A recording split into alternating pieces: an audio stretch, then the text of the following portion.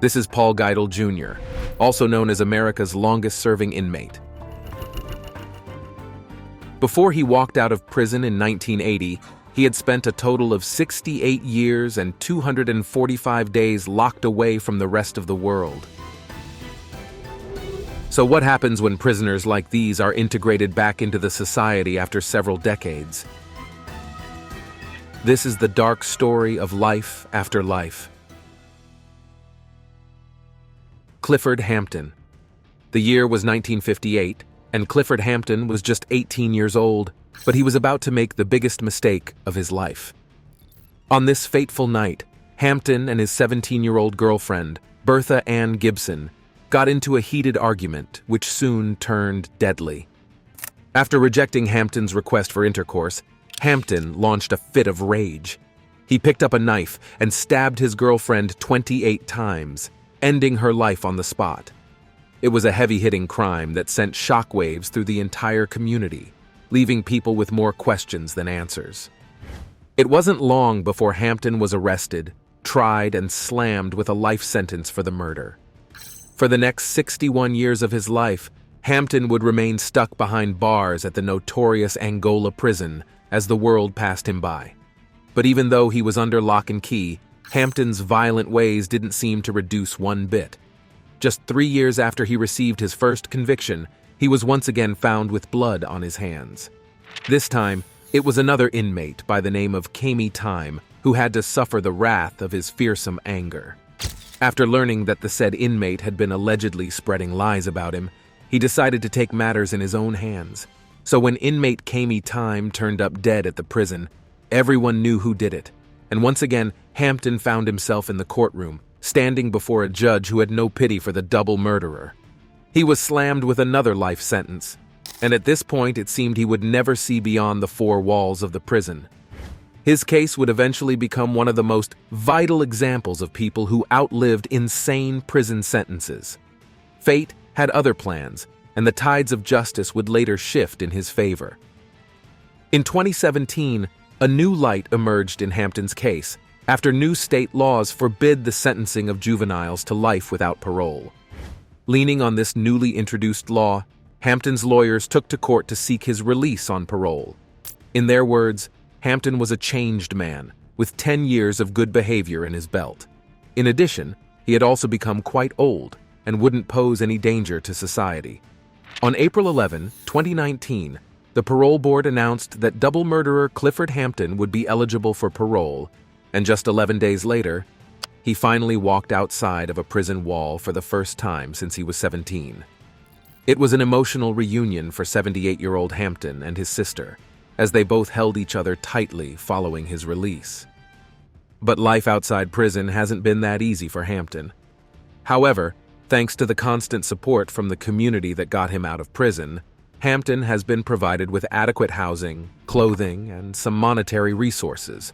To make matters worse, Hampton is currently not eligible for any Social Security benefits or healthcare coverage, so navigating life outside of the cells has been a wild ride. But as his story continues to unfold, Hampton has spent the past few years in relative obscurity as he attempts to pick up whatever pieces of his life were left. But if you thought his story was strange, you should see the harrowing details of this next case. Richard Honk. This next story finds its root in the year 1899, when Richard Honk took the life of a former school friend, identified as Walter F. Kohler. At the age of 21, Honk found himself locked out for life for the heinous crime, and he wouldn't be let out until 64 years later. Tracing back the genesis of the whole crime, we uncover a story that will send shivers down your spine. Back before Honk followed a life of crime, he was a telegraph operator and the son of a wealthy dealer in farm equipment. But in September 1899, he and another man, Herman Hundhausen, hatched a plan to take out a man who had initially testified against them in an arson case. The two men had kept this malice against Kohler since his damning testimony some years earlier, and now it was time for retribution. So onward they matched, with blood in their eyes and determination in their heart. As they embarked on this deadly mission, Honk and Hundhausen were armed to the teeth with an 8-inch Bowie knife, a 16-inch Bowie knife, a silver-plated case knife, a 44 caliber revolver, a 38 caliber revolver, a 22 caliber revolver, a club, and 2 belts of cartridges. It was as though they were going to war. But that wasn't all. The two men also devised a plan to cover their tracks, carrying a getaway kit along as they headed to the victim's house. This heavily packed getaway kit included 2 satchels filled with dime novels, obscene etchings, and clothes from which the names have been cut. Officers soon found Culler's lifeless body sitting in a chair, stabbed in the back. The scene could have been so poetic if it wasn't so horrifying. Soon, the police were on the heels of the 2 suspects, and before long, both Honk and Hundhausen were found and arrested. After they were caught, the truth behind the case started coming to light.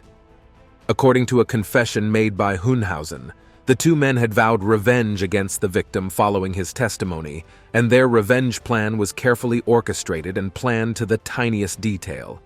But no one ever escapes the long arm of the law, and in November 1899, Richard Honk was found guilty and sentenced to life in prison. But his story would not end within the walls of the prison.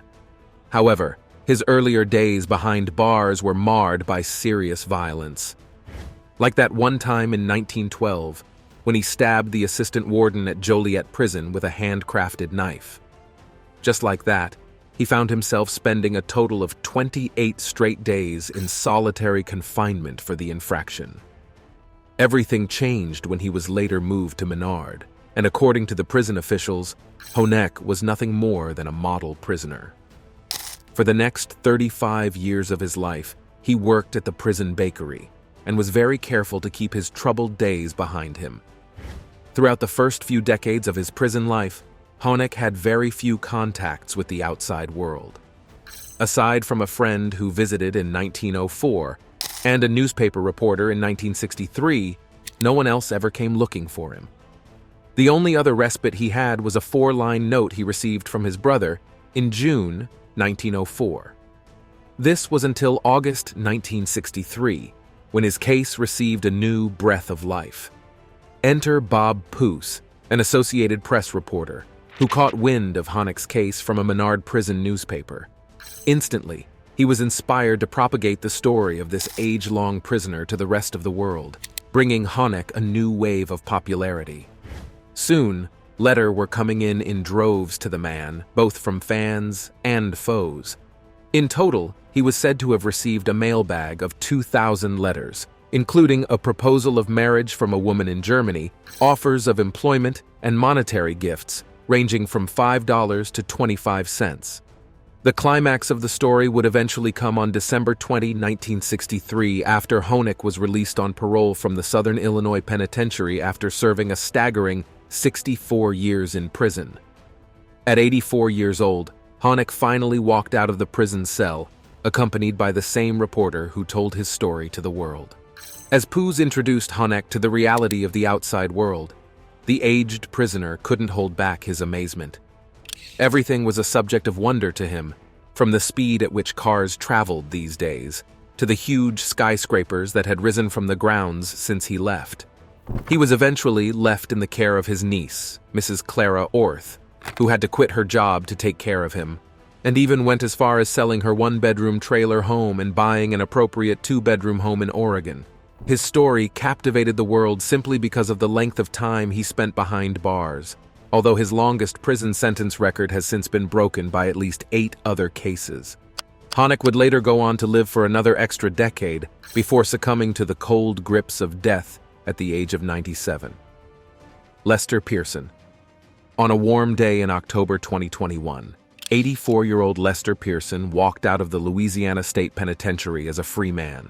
He had been locked up for 57 years, but that was 47 years more than he initially bargained for. To understand the complexity of this particular case, we travel back in time to 1964, when Pearson first had his run-in with the law. Owing to his alleged involvement in the death of a man, he was faced with 2 options. Option 1, face a highly prejudiced jury as an African-American man and risk being sent to the electric chair. Option 2, sign a plea agreement pleading guilty and enjoy a much lower sentence of 10 years and 6 months. At the time, Going to trial was not an advisable course of action for an African American caught on the wrong side of the law, so he chose the second option. But that also didn't work out as expected. Instead of bagging a simple 10-year sentence, Pearson found himself stuck behind the prison walls for life. "After the 10 years and 6 months passed, no one told me nothing," said Pearson in an interview with PBS NewsHour. For many years, the aged inmate believed he would never make it out of prison alive, and his hope died with each passing day. But he wasn't alone in this ordeal.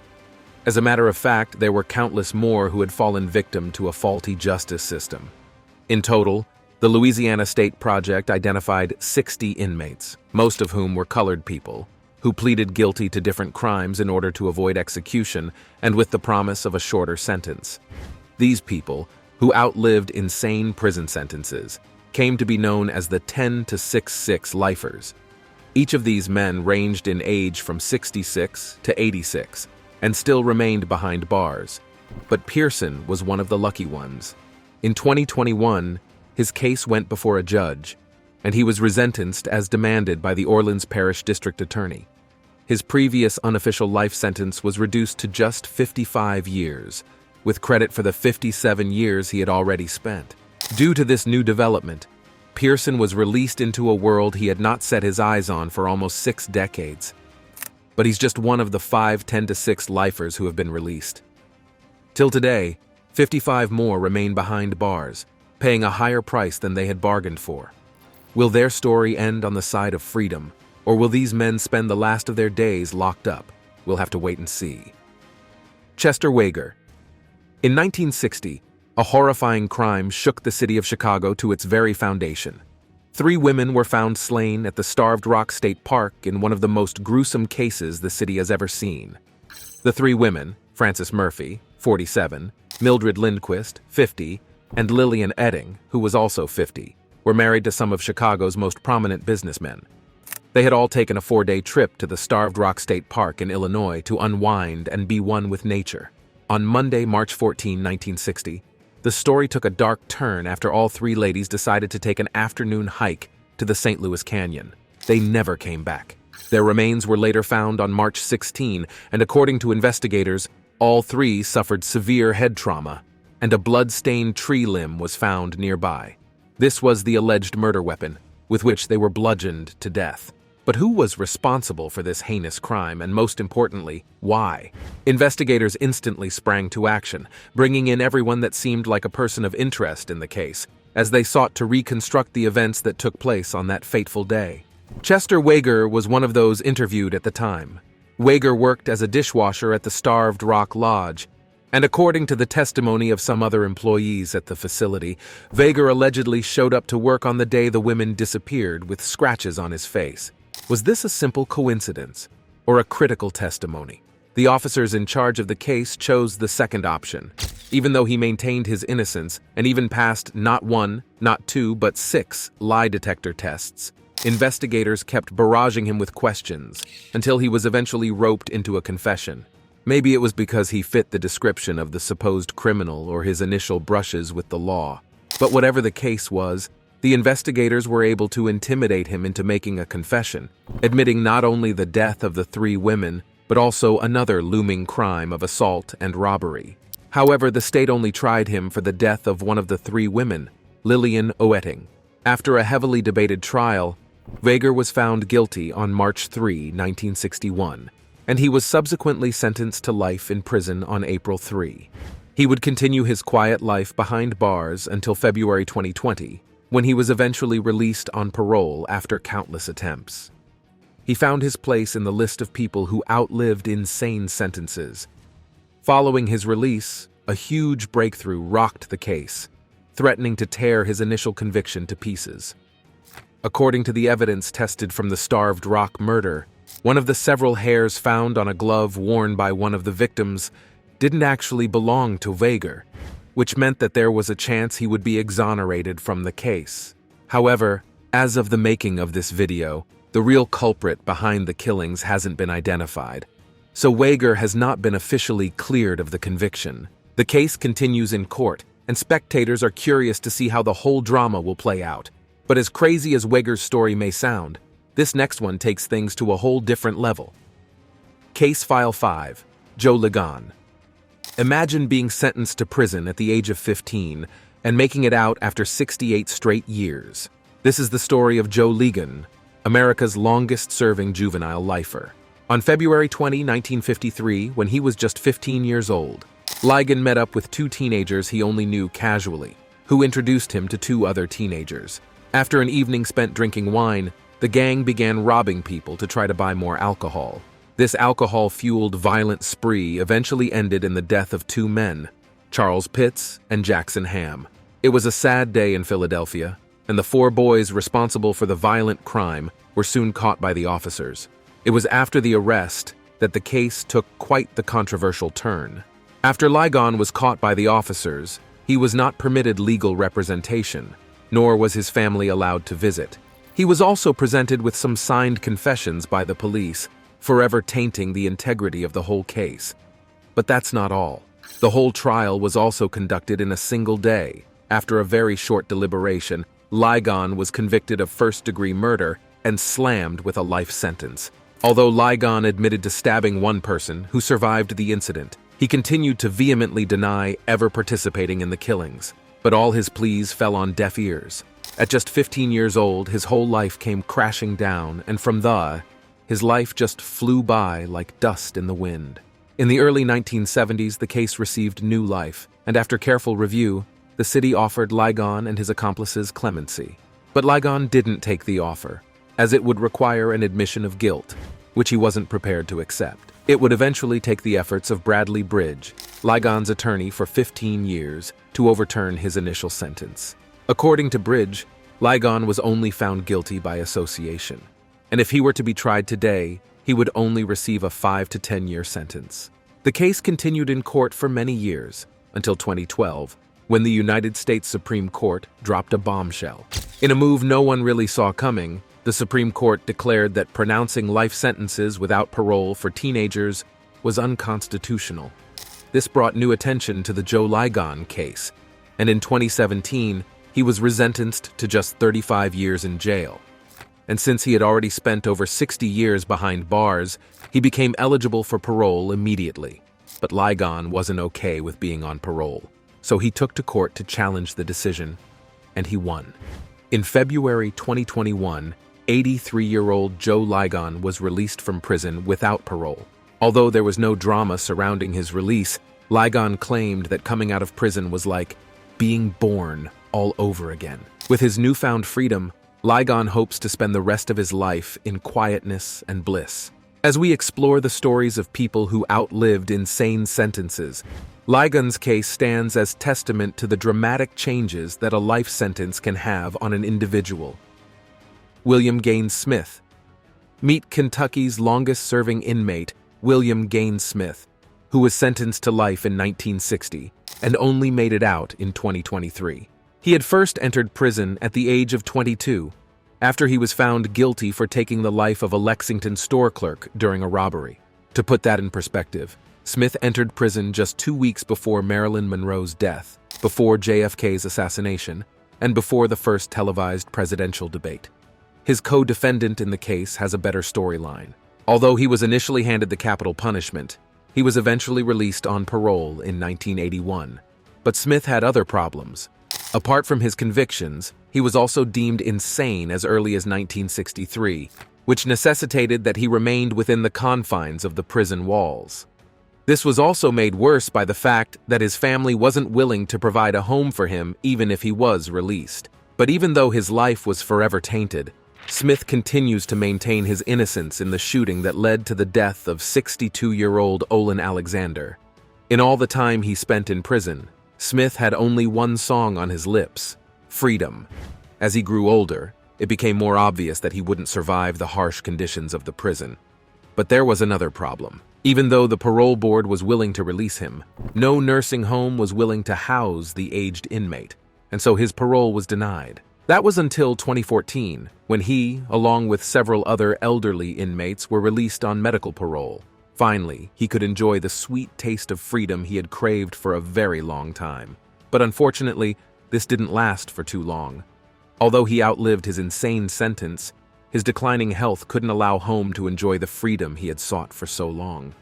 In December 2014, at the age of 76, William Gaines Smith died at University Hospital, bringing an end to a life marred by violence, regrets, and broken dreams. Before we go on with the rest of the video, here's our subscribers' pick for today. As we explore the stories of people who outlived insane sentences, our attention is drawn to this captivating image. This woman was sentenced to life in prison in 1949, and in 2021, she received a new leash on life. After spending over 70 years in prison, it's hard to imagine that there would be anything left to go back to. This is the reality of many convicts who find themselves thrust back into society after spending decades behind bars. Not surprisingly, the world would have left them behind, and what would be left would only be a shadow of everything they used to know. Do you believe that criminals deserve to be released from prison after extended periods? Or do their life sentences have to be upheld until the end of their life? Share your thoughts with us in the comments. John Phillips. On April 8, 1952, John Phillips was arrested for sexually assaulting a 5-year-old girl. At the time, he was only 18 years old and in the 9th grade, so he was tried as an adult. He would eventually spend the next 66 years of his life behind bars, but the mystery surrounding the case continues to linger even today. After Phillips was arrested for the crime, he was first sent to be evaluated at the State Mental Hospital for African Americans. It was there that the state of Phillips's mental health came into question. The result of the evaluation classified Phillips as an adult with the mind of a child aged 7 years and 7 months. To avoid the ruckus that would plague a proper trial, his lawyer decided to enter a guilty plea, and so Phillips was sentenced to life in prison. But did he really commit the crime? Unfortunately, this mystery was never cracked open. After 66 long years, and at the age of 85, North Carolina's longest-serving inmate caught the attention of the world, and his story tugged at heartstrings. Many began to cite his mental disability as the reason he should have been let out of prison. After all, he had paid for his crimes with wasted years. But there was a problem. Even though many people continued to advocate for his release, Phillips didn't want to leave the prison walls. This was the reality he had become accustomed to, and he wasn't in any way prepared for the realities of the outside world. Although he's been eligible for parole since 1959, the walls of the prison had become the only reality he knew, and he wasn't willing to let that go for any reason whatsoever. But according to the parole board, he was eventually released from prison on March 9, 2021, after spending a total of 68 years in prison. James R. Moore. This is James Moore, New York's longest-serving inmate who spent a total of 60 years in prison. The story begins in 1962, when Moore took the life of a 14-year-old girl by the name of Pamela Moss. According to Moore's confession, he had attacked the girl on a trail near her home and strangled her, before proceeding to assault her sexually. When he was done, he picked up her body and dumped her in a water-filled gravel pit. But Moss wasn't the only victim of Moore's reign of violence. While exposing the truth behind Pamela Moss's death, Moore also revealed to officers that he had molested at least 17 other girls, while also admitting to sexually assaulting another 9-year-old girl. In order to avoid the death penalty, which was always looming in those days, Moore decided to plead guilty to Moss's murder. In 1963, Judge John Lomenzo sentenced James Moore to life without parole, kickstarting a journey that would span 6 decades. His first decade was spent at Attica Correctional Facility, where he worked as a dental assistant, a school teacher, and an administrative assistant. Then in 1973, he was moved to Auburn Correctional Facility, where he would later meet his life partner. The whole story took a new look in 1982, when new state laws made him eligible for parole. But for the next few decades, he was moved from one prison to the other, while he fought to be released on parole. His prayers were eventually answered in June 2022, when his parole was granted, and he walked out of prison a free man. His release has given rise to a wave of controversy, as family members of the victim continue to argue against the decision to let the man out of prison. Paul Geidel Jr. The story of Paul Geidel Jr. is one of the most popular tales of long prison sentences in the United States. For a very long time, he held the record for serving the longest prison sentence in the history of the USA, although his record was eventually broken by Francis Clifford Smith. The genesis of this story takes us back to 1911, when Geidel was just 17 years old. On July 26, 1911, Geidel robbed and murdered a senior citizen. 73-year-old William H. Jackson was a wealthy broker who was a guest at the Iroquois Hotel located on West 44th Street in New York, where Geidel worked as a bellhop. Geidel was said to have snuck into Jackson's room and suffocated him with a rag filled with chloroform till there was no breath left in his lungs. He was only able to make away with a few dollars, but 2 days later, the long arms of the law caught up with him, and he was charged with second-degree murder. After a not-so-special trial, he was found guilty and sentenced to 20 years to life. From there, Paul Geidel began a journey through some of the most notorious prisons in the United States. First, he started out at Sing Sing, where he stayed until 1926. Then, during a mental evaluation, doctors declared him legally insane, and so he had to be moved to the Dannemora State Hospital for the criminally insane, where he was confined until 1972. Then he was moved to Fishkill Correctional Facility, where he lived in a unit designed to house elderly inmates. To be honest, the place looked more like a dormitory than a prison. His story took another dramatic turn in August 1984, when he was granted parole. However, the 80-year-old wasn't willing to leave the reality he had known all his life. Living in prison for 63 years had its perks. And outside there in the real world, Geidel knew there was no family waiting to receive him with open arms, and he had nothing to come back to. So instead, he decided to stay 6 more years in prison for good measure. But the prison system couldn't keep this up forever. And on May 7, 1980, Geidel walked out of Fishkill a free man, having served what was at the time the longest prison term in history. The rest of his days were spent in a nursing home located in Beacon, New York, before he eventually gave up the ghost at the age of 93. Today, his story stands as a cautionary tale to anyone seeking to follow the path of criminality. His tale reminds us of the heavy impact of a life sentence and how a precious life can be destroyed by an unbridled appetite for violence. Thank you for watching this video. See you in the next one.